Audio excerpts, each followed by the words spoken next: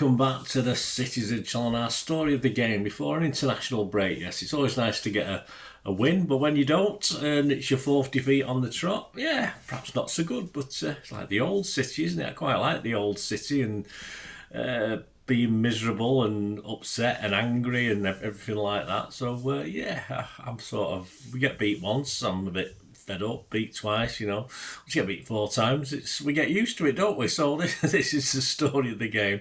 I'd say it's, of course, I did say in a comment on X that it's about the only time you can put Stuart Pearce and Pep Guardiola in the same sentence at the moment. So onwards and upwards. And Spurs are going to get smashed next when we return to action. Well, let's dissect, let's have a look at the good and the bad and the not so bad, the serious and the not so serious about the game yesterday, which was going very, very well for about 30-35 minutes, and then it sort of the wheels started to wobble, and by the end of the game they'd totally fallen off, haven't they? But there you go, we'll have a look through personal and a couple of media observations as well.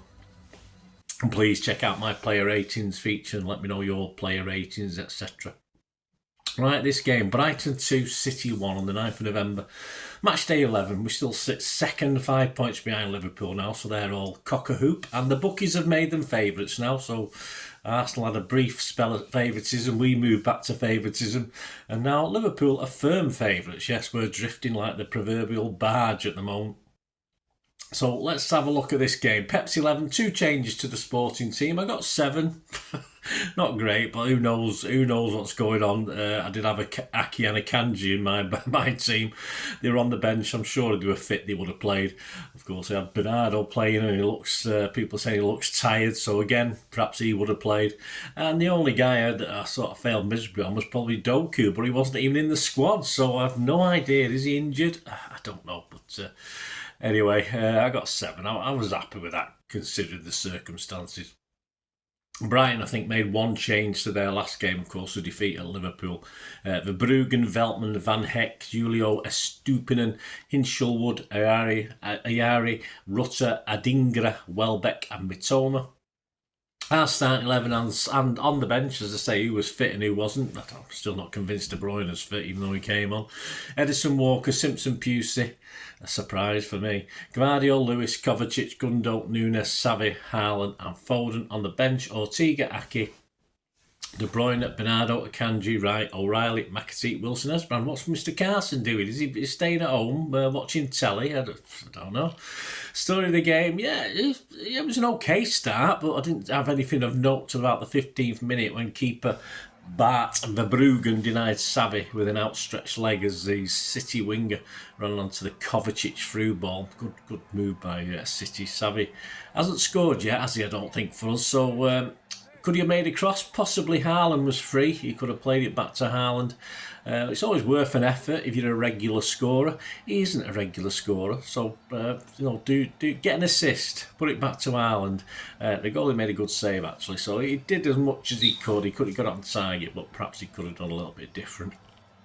18 minutes on the stretch, trying to reach a Foden free kick from the left at the far post. Sterling can only sort of shin it with the inside of his shin. I think he sort of hit that bone on your ankle, inside of your ankle. And of course it ended up the other side of the pitch, nearer the corner flag than the goal. On a good day, I think Lovett should have done a little bit better with that one. 23 minutes, we're 1-0 up though, so it's all going good. Nice pass from Cover after getting past or eluding a Brighton player in the midfield. He plays Haaland in and he's shot on goal. He's only half blocked by Verbruggen, again, who had a good game, made himself big. And despite being under pressure from a couple of West Brom Albion then, or a couple of Brighton and Hove Albion defenders, Haaland muscled his way past and the prostrate keeper and of course in off the underside of the bar, so that'll do, won't it? And we're quite comfortable and we looked as though we could extend our lead for a few minutes. 26 minutes we break at pace. I think we'll need a rest after that. Verbruggen save at his near post after a powerfully struck effort from Haaland. Again, nothing too much wrong from Haaland with that one, just a good save by the keeper, and it managed to hit the inside of his leg and go out for a corner. From the resulting corner, yeah, perhaps Haaland could have done better under pressure. He sort of headed it over, but he was being manhandled and stuff, which is normal for that sort of thing. 29 minutes.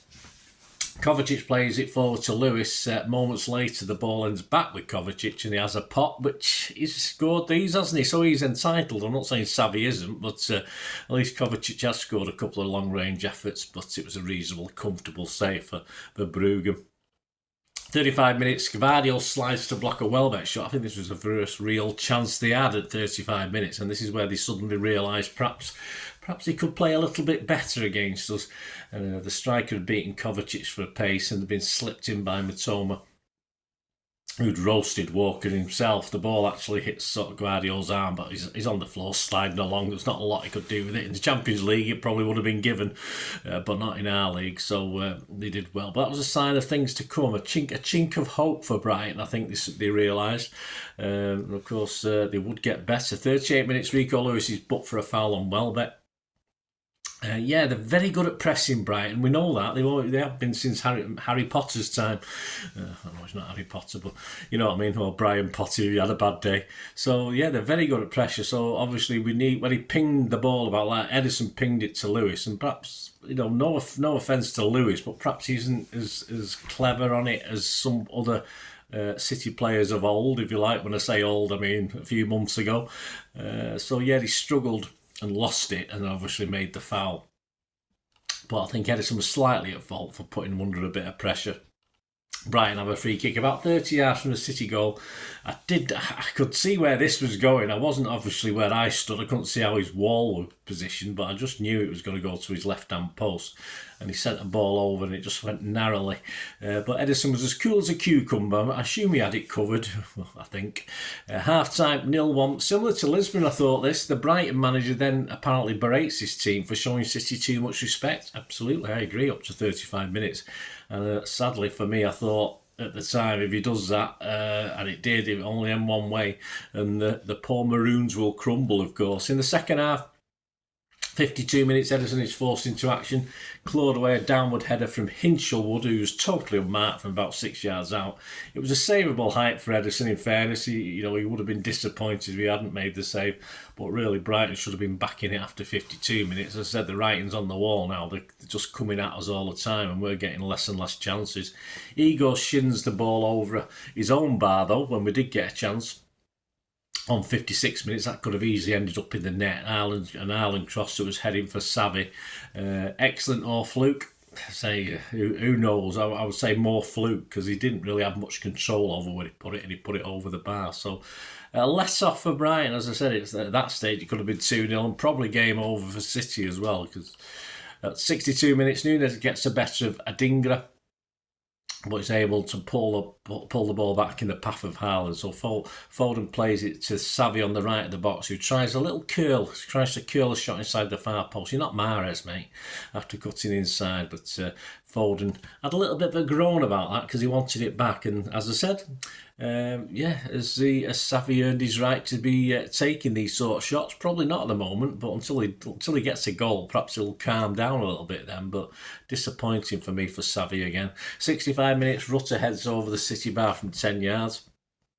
After an excellent Estupiñán cross from the left, so getting a bit lost in the middle there from crosses. We were struggling a little bit. 68 minutes, a Mitoma cross from the left somehow finds its way past three of our boys, lands at the feet of Danny Welbeck about 6 yards out, but he didn't really expect it because it came through 2 or 3 City players, and he sort of can't get his feet sorted out. So he's got his left foot on his right on his left, can't get a shot off. 68 minutes, another Ederson pass up the centre. This time puts Foden, who's usually a little bit better. He tried to do one of his little turns, but he lost the ball, and he ends up with Mitoma bearing down on the goal. But Ederson times his save perfectly to dive at his feet. I mean, it's a rare skill these days with keepers, but Ederson's pretty good at it when he doesn't, he's not doing the madness bit, and when he's actually going down and committing himself on the floor. Saved it perfectly, so he made up for that little error in the first place. 69 minutes, João Pedro got him behind Walker, no surprise, to latch onto a ball over the top. Good first touch. He struck him near to goal, but his low diagonal effort was well wide of the far post, although from our angle it looks as though it might nestle in the net. 72 minutes with a substitution. Ilkay Gundogan had a better game for once, although, as I said in my player ratings, the bar's quite low at the moment for Ilkay. He was replaced by Bernardo Silva. 74 minutes, Kevin De Bruyne came on for Savic. I'm not sure why. In fairness, don't get me wrong, I want to see Kevin De Bruyne getting minutes, but this doesn't look a fit Kevin De Bruyne to me. 77 minutes, Simpson Pusey booked for some indiscretion or other. I think he had a bit of a moan to the referee. But 78 minutes, it was coming, and it did come. Brighton 1, City 1.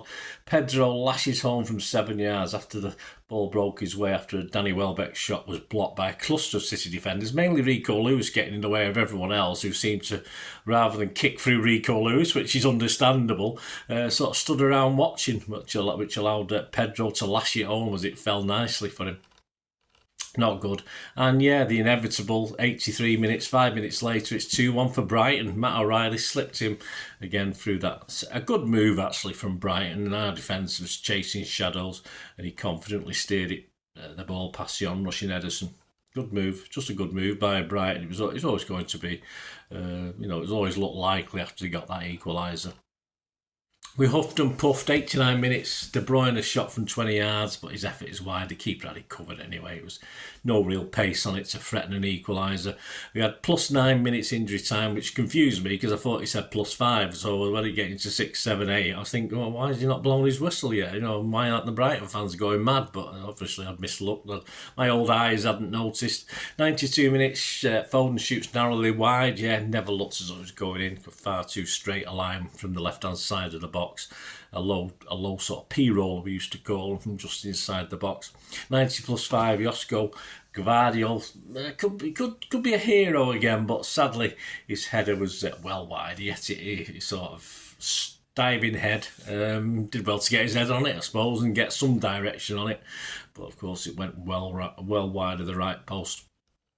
And 90 plus 9 minutes as time runs out, of course, Haaland and Van Heck are both booked for a moment of handbags, of course we call it, don't we? And it's all over, sadly.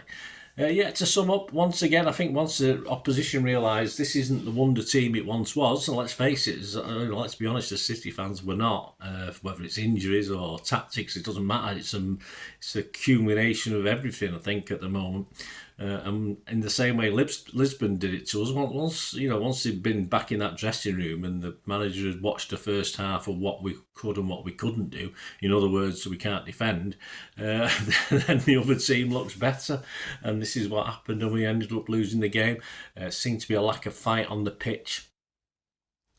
No one geeing each other up, and it just lacked that physicality in that last 15 minutes where we just gave up the ghost. And when we did fling our bodies in the way, it was just like panic. It was just panic defending. If you're going to panic defend, you're going to let goals in, and that's what happened. Stats, Brighton 10 shots, 4 on target. We had 15-6 on target. We had 61% possession, 426 passes by them, 653 by us. Pass accuracy was only 89%, which is low for us, but all credit, we know Brighton's press is excellent, so that's probably part and parcel of why. 87% for them, which I thought it might be slightly higher, but that's okay. Fouls 12 by them, 10 from us. Yellows 3 cards each. Offsides 3 for them, 1 for us. And no corners for them, and just 4 for us. XG is anywhere between about 2.4 to 2.51 for them, and ourselves around about 2.28. So yeah, we lost. I believe that's the third game, excluding the European game, that we've now lost on XG, and we've lost in real life. So no surprise there. It's not as though we're losing against a run of play, is it? Obviously based on that. So no surprise. My man of the match was Kovacic. Manchester Evening News' Joe Bray had it as Ederson. So yeah, I think of a bad bunch, I think Kovacic and Ederson were the main guys. So at the end of the day, Liverpool moved 5 points clear of us. We'll still remain second, despite we will still remain second. I'm recording this on Sunday morning, so of course there are games today, but they won't affect the top of the table. And that, of course, 18 years since we lost 4 in a row. So, as I said, Mr. Stuart Pearce can now be compared to Pep. So, not a good sign, is it? But There you go. And we've even created our own little song, haven't we? But whether we'll sing it with as much gusto as the other version, I'm not too sure. We'll have to see. Some headlines just from the Sunday Mail and the Manchester Evening News. Sunday Mail back page. Arden Patel said Pep admits faltering City may not win the title. No shit, Sherlock. Inside Jack Gorn, Pep's fragile City blown away by brilliant Brighton. Yeah, I thought they were very good. I wouldn't say brilliant. Guardiola suffers 4th defeat in a row. Well, we didn't need reminding, Jack. Kovacic rated his highest with a 7 out of 10. Our local rag, our local paper, Simon Bukowski's give up duties this week. It's Mr. Joe Bray, passing comment. Front page, Pep warns don't write us off yet. Well, we need positivity, thank you, Pep. Back page, Brighton rocked. Yeah, not very original title, is it? Well, they weren't rocked, really. They rocked as in rocked in a good way. City lose 4 in a row under Pep for the first time. A Seagulls swoop for late win. Well, that's a bit better, isn't it? Inside, Joe Bray writes, Guardiola's getting a taste of what typical City used to be. Yes, this is what it used to be, yeah, absolutely spot on. Pep's warning to rivals as he vows to end losing streak. And Edison rated highest for the Manchester Evening News for Joe Bray with an 8 out of 10.